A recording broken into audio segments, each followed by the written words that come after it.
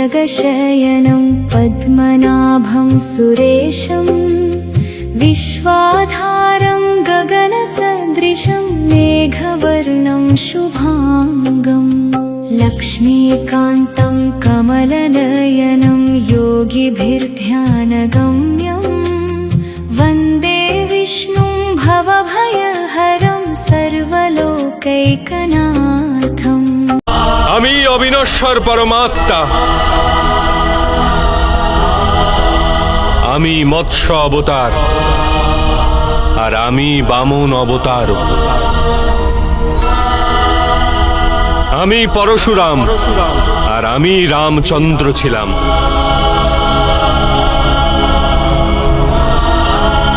আমি ব্রহ্মা, বিষ্ণু আর মহেশ্বর,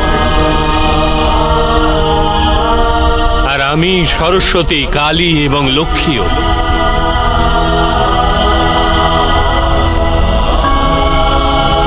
আমি না পুরুষ, না স্ত্রী, আর না নপুংসক। আমি না শরীর, না শরীরের অংশ।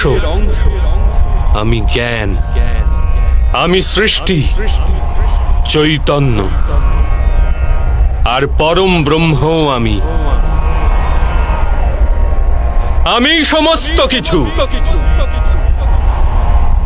আর আমি কিছুই নই।